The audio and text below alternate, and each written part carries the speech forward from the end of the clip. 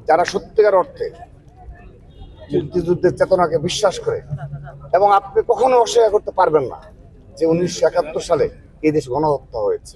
এটি কোনোভাবেই কোনো ভাষায় আপনি এটি ব্যাখ্যা করতে পারবেন না। অবশ্যই গণহত্যা হয়েছে।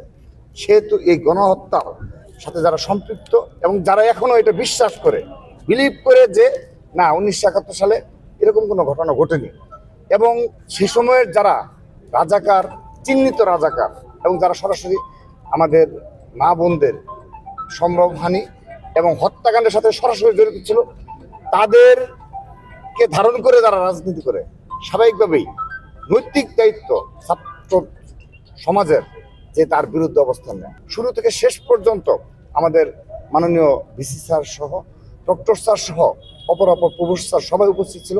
তাদের উপস্থিতিতে আমরা যুক্তিসঙ্গতভাবে এবং খুবই সম্মানের সহিত আমরা আমাদের প্রস্তাবগুলো পেশ করেছি। এখন তাদের বিবেচনা করার বিষয় যে এই পরিস্থিতি তারা বজায় রাখবে কিনা। অবশ্যই সেখানে আমরা সর্বসম্মতিক্রমে প্রায় 21টি ছাত্র সংগঠন ছিল, সেখানে শুধুমাত্র গণ অধিকার পরিষদ ব্যতীত সকল ছাত্র সংগঠন এই গুপ্ত রাজনীতির বিরুদ্ধে অবস্থান নিয়েছে। সিলেটের ঐতিহ্যবাহী এমসি কলেজের যে কাউন্সিলের মাধ্যমে গণতান্ত্রিক প্রক্রিয়ায় যে নেতৃত্ব বিকশিত করার প্রক্রিয়া, ইতিমধ্যে ছাত্রদল সারা দেশের সকল শিক্ষা প্রতিষ্ঠানে সেই কার্যক্রম অব্যাহত রেখেছে। তারই ধারাবাহিক প্রক্রিয়ার অংশ হিসাবে আমরা শেষ পর্যায়ে চলে এসেছি। আমাদের প্রায় 1600-এর অধিক শিক্ষা প্রতিষ্ঠানের কমিটি আমরা ইতিমধ্যে সম্পন্ন করেছি, যার অধিকাংশই গণতান্ত্রিক প্রক্রিয়ায় কাউন্সিলের মাধ্যমে আমরা নতুন নেতৃত্ব নির্বাচন করেছি, এবং সবগুলো শিক্ষা প্রতিষ্ঠানে আমরা রানিং স্টুডেন্টদের দিয়ে কমিটি গঠন করেছি। বিগত 15.5 বছর যে ধরনের ছাত্র রাজনীতি দেখে এসেছে, তার পুরোপুরি বিপরীত চিত্র ইনশাআল্লাহ আগামী ছাত্রদল তার উপহার দেবে। ইতিমধ্যে সেই প্রক্রিয়া শুরু হয়েছে, এবং বাংলাদেশে নতুন ধারার ছাত্র রাজনীতি চালু করার যে প্রচেষ্টা, সেটি আমাদের অব্যাহত থাকবে। আমাদের সাধারণ শিক্ষার্থীদের মাঝে এখনো ট্রমা কাজ করছে, এখনো তারা আতঙ্কিত যে এই 15.5 বছর বিগত সময়ে যে ফ্যাসিস্ট খুনি হাসিনা সহযোগী সন্ত্রাসী ছাত্র সংগঠন, ছাত্রলীগের যে ছাত্র রাজনীতির নামে যে সন্ত্রাসী কার্যকলাপ দেখে এসেছে, সেগুলো আবার চালু হয় কিনা, কিংবা সেই ধরনের সামান্য নমুনা ছাত্র রাজনীতির নামে কোনো সন্ত্রাসীরা চালু করে কিনা। অবশ্যই তারা এখনো তাদের মধ্যে সেই আতঙ্ক রয়েছে এবং ট্রমা কাজ করছে। আমরা তাদের এই আবেগ অনুভূতিকে সম্মান জানাই।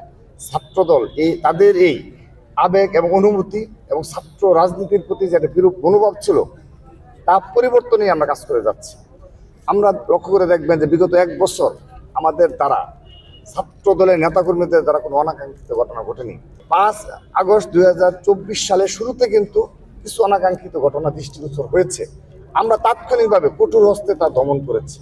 আমরা যদি এভাবে আরো কয়েক বছর সততা নীতি আদর্শ নিয়ে আমরা একটি নতুন ধারার ছাত্র রাজনীতি, যেখানে কোনো প্রভাব প্রতিপত্তিমূলক ক্যাম্পাসে ছাত্র রাজনীতি থাকবে না, সিট বাণিজ্য, গেস্ট রুম জোরপূর্বকভাবে কর্মসূচিতে নিয়ে আসা, এই বিষয়গুলো যদি আমরা সাধারণ শিক্ষার্থী নিকট আরও 1 বছর প্রমাণ করেছি, আগামীতে আরও যদি এই প্রমাণ করতে পারে ছাত্রদল, তখন তাদের সত্যিকারের যে আস্থা একমাত্র ছাত্রদলের উপর আসবে। আমি ছাত্রদলের পক্ষ থেকে সাধারণ শিক্ষার্থীদের বিনীতভাবে অনুরোধ করছি, ছাত্রদল দ্বারা যদি কোনো অনাকাঙ্ক্ষিত ঘটনা এবং কোনো প্রকার প্রভাব প্রতিপত্তিমূলক ছাত্র রাজনীতির এক্সাম্পল তৈরি হয়, আমি তাদেরকে প্রতিবাদ করার আহ্বান জানাই। কিন্তু যদি আমরা ধৈর্য সহনশীলভাবে, আমরা 15.5 বছর অনেক অত্যাচার নির্যাতন সহ্য করেছি, আমরা 1 বছর প্রমাণ করেছি যে ছাত্রদল দ্বারা আর কখনো সাধারণ শিক্ষার্থীরা কোনোভাবেই বিরক্ত হবে এবং তাদের শিক্ষা জীবন ক্ষতিগ্রস্ত হবে, তাদের পড়াশোনা ক্ষতিগ্রস্ত হবে, এমন কোনো ছাত্র রাজনীতি ছাত্রদল করবে না।